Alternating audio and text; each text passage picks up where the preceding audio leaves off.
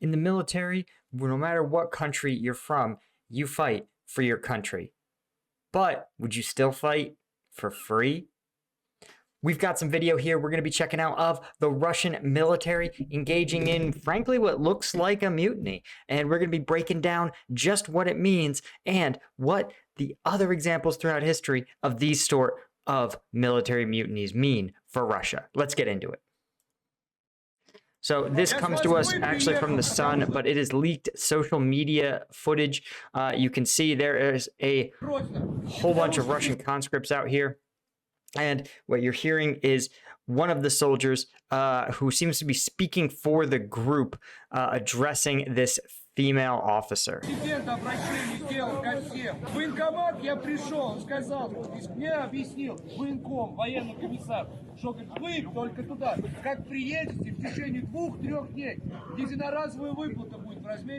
Guys, a $5,000 payment, you have to remember, in Russia is huge, thanks to something called purchasing power parity, right?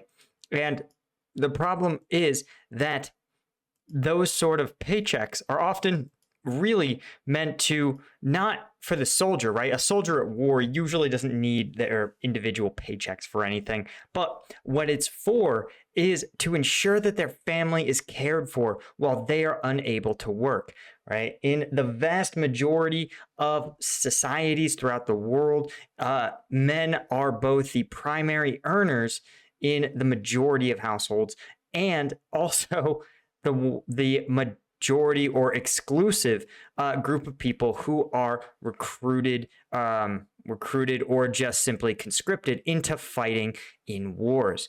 And when you look at this sort of situation, you realize every one of these men have children, potentially a spouse, potentially elderly parents, other people who depend on them and their labor. So ensuring that they have a paycheck large enough to carry their families through while they are unable to work is absolutely essential to, it's really almost part of the deal that you strike with your country when you agree to enter the service.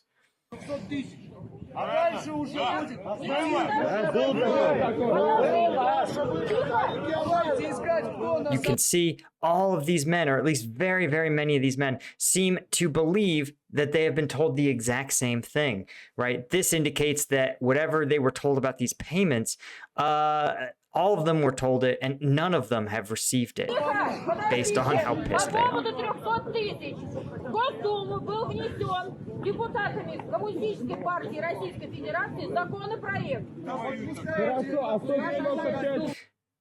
Yeah, now she's saying that this was actually just a draft law. It was never implemented. And this is pretty common in the military. Sometimes we call them barracks lawyers.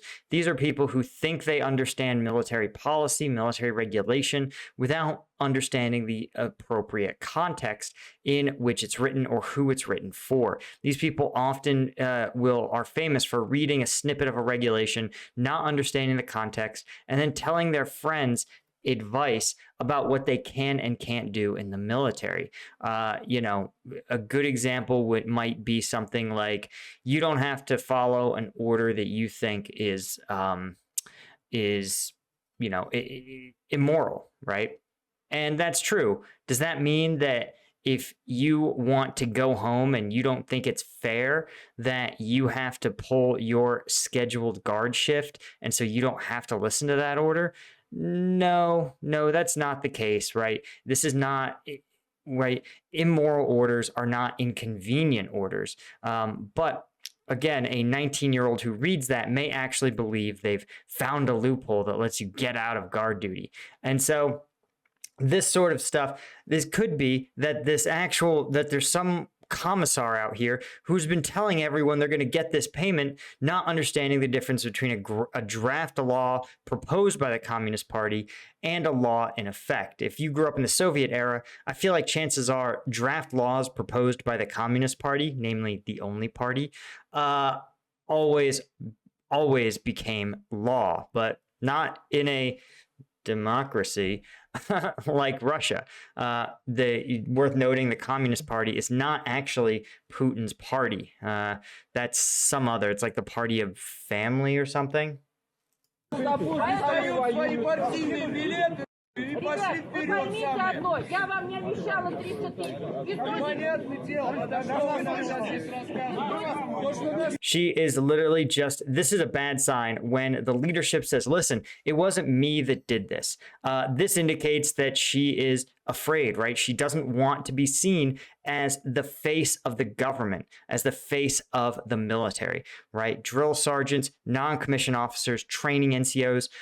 When you have soldiers going through their basic training, as these soldiers, recently mobilized soldiers probably are, drill sergeants want to be seen as the face of the army. They're seen as the archetypal soldier that you carry through your career with the belief of this is what makes a soldier. I mean, I will tell you, when I went through basic training, I still remember my drill sergeant Navarro, who, for all his over-the-top, being such an over-the-top character, he had some stories. One that really struck with me and always I sort of carried around was that he was in the initial invasion of Iraq in 2003, and when he was driving in a Humvee on a fairly dangerous MSR with a specialist, he noticed that his specialist had taken the plates, the back plates, out of his IBA, his bulletproof vest. And the drill sergeant, who was, again, just an NCO at the time, obviously called the private a huge idiot, asked him where the hell his plates were. The private goes, oh, well, I just took my back plates out because I'm never going to run away from the enemy. I'm never going to turn and run. And the drill sergeant's like, you're a fucking idiot. Like, the enemy maneuvers on you from all sorts of directions. Why would you remove half of your protective gear? If you're not going to run, then just don't run. And so this NCO, even though it was the private, or I think the specialist, who was stupid and wrong, this NCO took out his back plate and put it in the specialist's IBA. And that always reminded me of a lesson. It's like, even when your soldiers screw up, they're still your soldiers and you have an obligation to protect them as a leader. Anyway, the point of all this story is those guys represent what you want to be as a soldier. Certainly they did for me, right? I tried my absolute best to live up to that standard that drill sergeant set for, 19-year-old Paul. And so when this person stands there and is like, well, it wasn't me that said that. I didn't do it. Not my fault. She's like, please don't kill me. And here we go. You can see here is what looks like a sort of riot that's broken out that evening. Looks like there are a number of the buildings being burned. Looks like things are being detonated. This is just a bad time. And the reason it's so bad is because when we look throughout history, there's several other examples of these type of events.